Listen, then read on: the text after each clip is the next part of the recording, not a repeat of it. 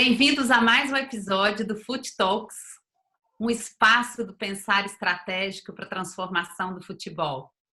Eu, juntamente com meus sócios Medina e Rafael, temos recebido personalidades incríveis aqui para discutir essa transformação do futebol. E hoje, com muita alegria, nós estamos recebendo o Ricardo Drubsky, que é o diretor de futebol do Cruzeiro, uma pessoa com uma carreira brilhante, como técnico, dirigente e autor de livros. E com essa carreira, ele sempre esteve no lugar dessa transformação, de provocar mudanças e de ser uma pessoa que está sempre à frente do tempo, um grande parceiro do Medina.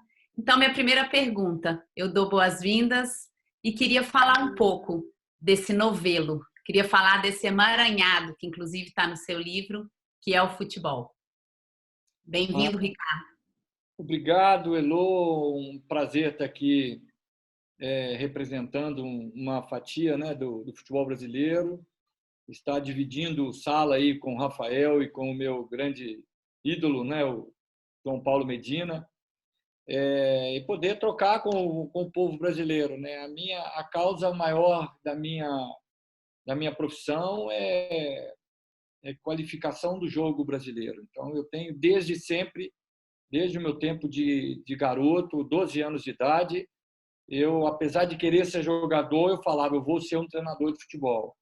Então, eu participei de um grupo de pessoas, desde a minha infância, muito crítico e também muito presente a futebol de várzea, futebol profissional, a jogos, né, Mineiro de Belo Horizonte, a jogos no Mineirão, enfim, e sempre participando ativamente. Então, eu realmente escrever um livro foi uma coisa que fez parte dos meus objetivos assim que eu entrei para a faculdade de Educação Física.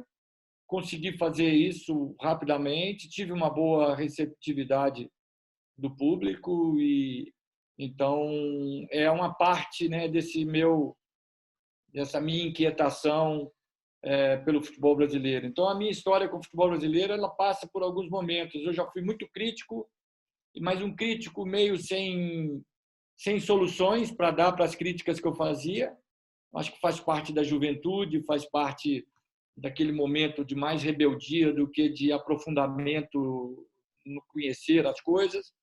E agora eu continuo com a pimenta crítica, mas já um pouco mais assim lúcido de ver, de já ter visto coisas sendo feitas, de coisas boas. Eu, quando treinador há 30 anos atrás, eu era uma pessoa totalmente alienada, alheia, não conseguia ver o jogo. Hoje quando eu ia para a beira de campo, que eu encerrei a minha carreira de treinador, eu consigo ver o jogo em seus conceitos, em seus princípios. Então, assim, o quanto o futebol evoluiu e o que me inquieta mais, né, e que vai de encontro a essa inquietação que o Medina tem também, é que as coisas já estão tão diferentes para melhor, na minha concepção, e nós brasileiros ainda teimamos em não ver muitas dessas boas coisas. Então, assim, a minha vida toda foi isso, 38, 39 anos à beira de campo, de uma forma ou de outra, né? E sempre brigando para ver se o futebol brasileiro melhorava. E nunca perco, eu interrompo um pouquinho meus estudos para fazer uma resenha dessa com vocês, depois volto, não consigo me cansar, não consigo me assim, enojar desse conteúdo. Eu acho que vou me manter em pé sempre nessa luta. Ricardo, a gente teve oportunidade já algumas vezes de debater algumas questões, né?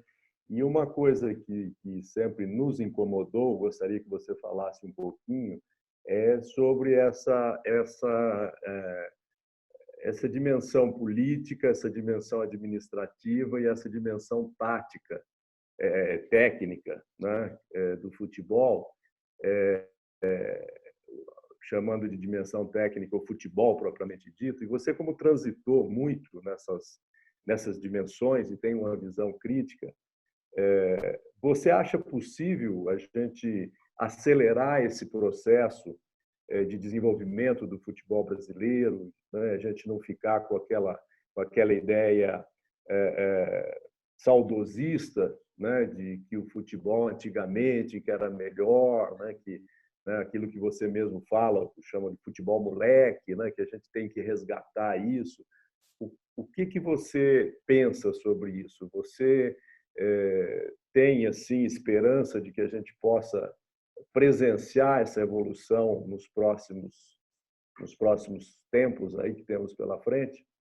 Olha, a própria maneira como eu me envolvo com futebol, eu acho que já é uma resposta para isso, porque motivos para desistir eu já tive muitas vezes. Já assumi clubes e fiquei 2 meses, 2 meses e meio. Já saí de clube com quase 70% de aproveitamento e sem alegação técnica. Já tive muitos momentos assim de impacto, né? de contraposição às ideias de um futebol técnico, de um projeto técnico, um projeto que funciona tecnicamente e que façam as coisas acontecer. Mas não, eu estou sempre ali conseguindo. Eu sempre acho que o problema está em como entrar nessa caixinha de surpresa, nessa caixinha fechada, lacrada que é o futebol, principalmente o futebol brasileiro. Então, assim, eu tenho me encontrado mais confortavelmente nesses últimos tempos e acredito em transformação, sim. E acredito principalmente porque essa garotada nova, e não digo novo só, essa mentalidade nova, do pensar novo, do pensar através das metodologias de treinos modernas que vieram e que transformaram o futebol de uma maneira assustadora, essas mentes modernas, elas estão ultrapassando uma fase de entusiasmo e estão se maturando, sabe? E, ao mesmo tempo, as mentes cansadas estão perdendo, porque em todos os segmentos do futebol, na mídia, na torcida, entre os dirigentes, entre os jogadores e, consequentemente, entre os treinadores, a gente já vê um fervilhar de conceitos modernos, de pretensões mais arrojadas, mais contemporâneas. Então, isso, de alguma forma, vai... A gente já está vendo o Grêmio jogar de uma maneira sistemática, de uma maneira conceitual, há 2, 3 anos. A gente viu o Bahia apresentar lampejos interessantes aí, e muito interessantes. A gente viu o Bragantino aí com o Zago fazer coisas muito bonitas. A gente viu os espetáculos que o Fernando Diniz deu nas suas equipes, né? A gente viu o Flamengo com um treinador que já é de cultura europeia, não é o melhor treinador europeu, mas é um treinador que vem com uma cultura, nasceu no berço da periodização tática, né? Apesar de portugueses confrontar meio um pouquinho essas coisas, mas, enfim, nasceu, trouxe, e jogadores brasileiros. O Flamengo tem 1 ou 2 jogadores estrangeiros, jogadores brasileiros jogaram um futebol conceituado e de altíssimo nível, né? Então, assim, eu acredito muito. E o que mais me deixa ansioso, apesar da minha idade já não permitir mais isso, é que nós temos muitos jogadores de qualidade, muitos jogadores, e a gente continua com essa miopia grave de não querer enxergar. Saem do Brasil mais de 1.000 jogadores por ano e nós conseguimos fazer uma A, B, C e D ainda com esse tanto de jogador de qualidade, com essas qualidades. Então, acredito sim, eu acho que nós vamos transformar, mas haveremos de lutar. Não vai ser tão simples assim, porque tem gente querendo segurar no conforto que é o modus antigos de se praticar o futebol. Ricardo, eu já vi algumas declarações suas em que você é um crítico do jogador brasileiro na forma de encarar o treinamento. Você usa até uma frase do Leonardo, que o jogador europeu treina menos, mas treina com mais qualidade. Como que isso reflete no jogo de uma equipe europeia e de uma equipe brasileira? Você consegue falar um pouco sobre isso? Consigo. Eu vou ser obrigado a corrigir um pouquinho a fala do Leonardo. O Leonardo falou que o jogador médio europeu ele treina melhor do que o jogador médio brasileiro. Então, assim, a gente precisa saber o que é jogador médio. Jogador médio não é um qualquer. Jogador médio é 95% dos jogadores que jogam futebol de alto nível. Que nós temos os extra-classe, que estão lá em cima, que são pouquíssimos que surgem ao longo da nossa existência, e temos os muito abaixo.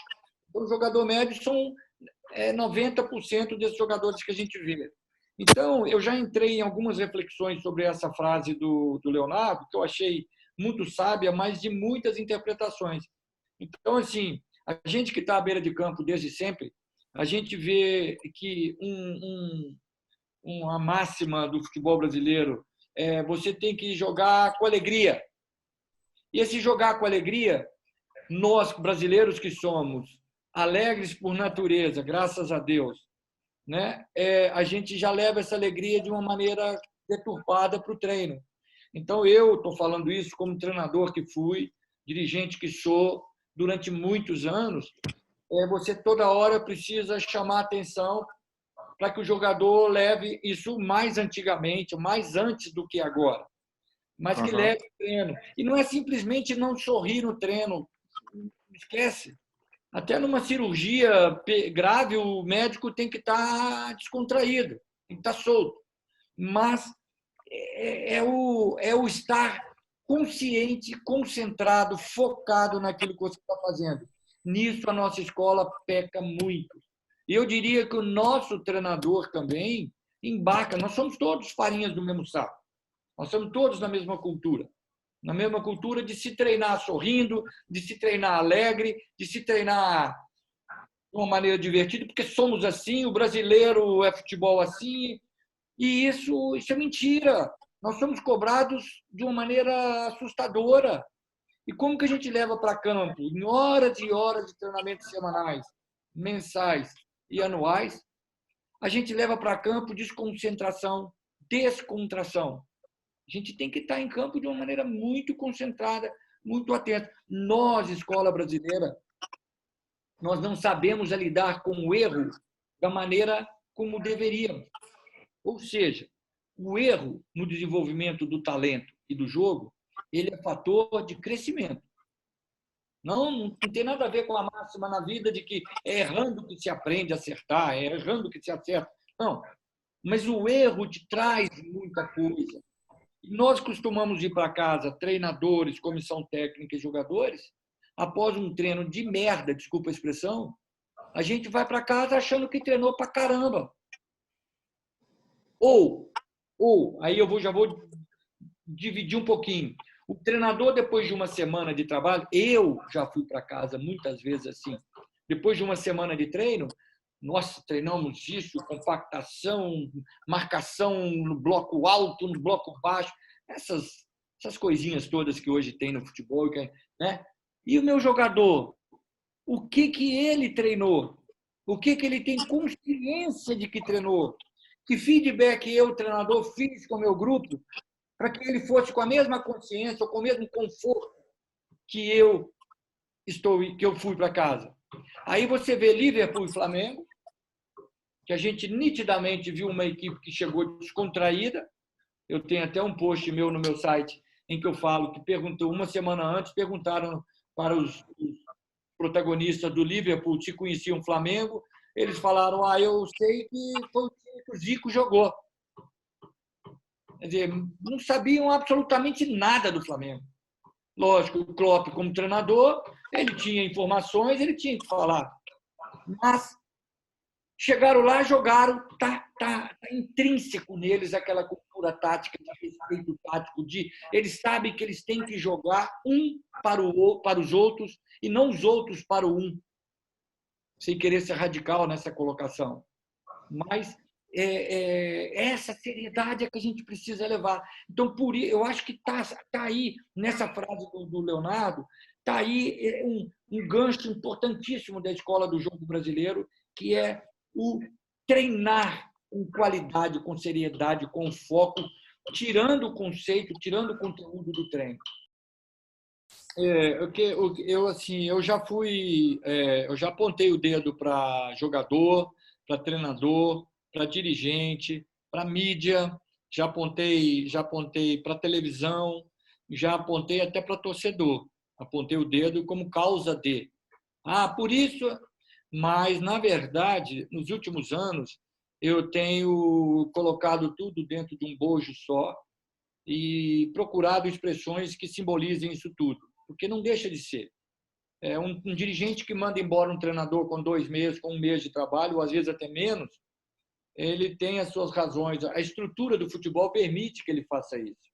A legislação permite que ele faça isso. E quem vai apanhar amanhã na rua de uma gangue de torcida organizada é ele ou a família dele. Quem vai sofrer vai... Então, assim, simplesmente acusá-lo disso não é tão simples. Então por que ele vai ser? Tem muitas situações em que não tem ninguém querendo ser dirigente nos clubes. E acaba que foi ele mesmo, assim como em qualquer outro campo da vida. Então, assim, nós somos uma comunidade do futebol. Nós, enquanto sociedade brasileira, nós somos aqueles que são fãs do futebol, nós somos uma comunidade do futebol. Então, esse foro que nós temos hoje aqui, o Fut Talks,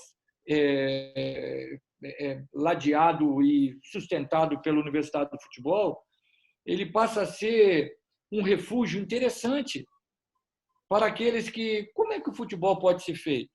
Eu tenho um ideal muito grande assim, no meu imaginário.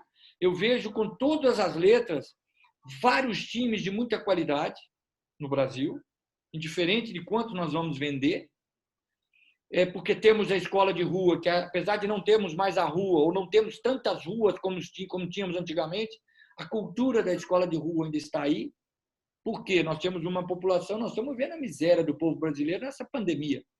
Quanta gente padecendo e sofrendo, quanta gente... Hoje eu ouvi uma notícia, 50 milhões de brasileiros estão na informalidade, ou então são brasileiros desconhecidos. Ninguém sabia que eles existiam, não são registrados em lugar nenhum. Então, eles são brasileiros. Então, você imagina uma comunidade tão vasta e tendo as praias e 8 mil quilômetros de praias para esses meninos baterem pelada. A única opção é o tráfico de droga, é o roubo, é a delinquência ou é o esporte. Então, nós ainda temos uma fatia muito grande de garotos indo para o esporte. Então, nós temos essa escola de rua funcionando. E aí, você imagina se, a partir dos 13, 14 anos, nós começarmos a ensinar a escola do jogo. E aí nós tivemos patrocínios. Ontem eu respondi a pergunta de um jornalista. Ricardo, antigamente a gente ouvia dizer que o garoto queria jogar no time profissional. Hoje fala que quer jogar na Europa. Hoje não, já há muito tempo. Não é decepcionante isso. Eu falei, decepcionante a partir de quem? A partir de que ângulo de visão? A partir do quê? O nosso campeonato brasileiro passa aonde no mundo? Em lugar nenhum. Nós acabamos um campeonato estadual, uma semana depois estamos disputando o brasileiro. Nós chegamos ao limite do estresse, os grandes times, que estão sempre disputando os títulos estaduais. Daí, uma semana, começa a melhor competição do Brasil. Então, assim, o nosso calendário é um calendário muito esdrúxulo, muito fraco, muito mal constituído. Então, assim, o dia que nós tivermos um calendário bom, um futebol mais profissional, enfim, patrocínios interessantes, clubes mais profissionalizados, nós vamos ter esse horizonte que nós estamos querendo aqui. Porque jogadores nós temos, uma cultura de um jogo bem jogado nós podemos construir, que não é tão difícil assim, né, Medina? Não é difícil construir um jogo bem jogado, né? A meninada nova está aí, os treinadores novos estão chegando. Então, nós precisamos desse suporte realmente de que faça com que esse futebol seja mais profissional. É um sonho meu ver 30, 40, 50 equipes brasileiras jogando o fino da bola. Vamos continuar tendo vitória, derrota e empate. Vamos continuar tendo campeões. Só que nós vamos ter jogos bons agora, né? Nós vamos ter jogos com campo menor, não vai ter aquele campo Bumba Meu Boi lá de 70 metros, 80 metros. Nós vamos ter jogos mais bem jogados. E é mais ou menos aí que eu penso o futuro, se não muito próximo, mas que não seja muito longo, porque eu quero ver esse futebol brasileiro jogar assim ainda. Beleza, Ricardo. Foi muito legal essa conversa. Começamos dizendo que é uma conversa que só começa. Então, Ricardo, uma delícia a sua reflexão. Vamos aí aguardar o próximo livro, mas antes do próximo livro, mais conversas como essa. Eu chamo Medina para te agradecer a altura de tanta coisa legal que a gente trocou e com esperança incrível, porque a Universidade do Futebol é sempre focada na conversão dessas reflexões em ação. Isso mas mesmo. A gente não faz nada sozinho. Obrigada por estar conosco. Eu que agradeço. Um grande abraço para vocês. Só agradecendo mais uma vez, Ricardo, essa gentileza sua de participar desse debate. Né? A intenção é essa mesmo, né? de a gente sintetizar aí algumas reflexões e não precisam concordar com o que é dito, né? Mas se servir para uma reflexão, né? e talvez uma mudança de rumo naquilo que as pessoas fazem, né? Eu acho que já conseguimos aí avançar um pouquinho mais. Né? Muito obrigado, viu, Ricardo? Eu que agradeço, Medina, Rafael, Elô, lindo. E me desculpe mesmo, eu não consigo falar pouco, é um erro grande que eu tenho, falo entusiasmo. E esse tema, para mim, só começa, como disse a Elô, não tem como acabar. Né? Então, agradeço, desejo sucesso ao projeto, contem comigo sempre. Ao contrário do que vocês imaginam, eu aprendo muito mais estando com vocês do que eu posso passar alguma coisa. Isso eu tenho convicção disso e por isso quero participar sempre com vocês. Um grande beijo a todos aí.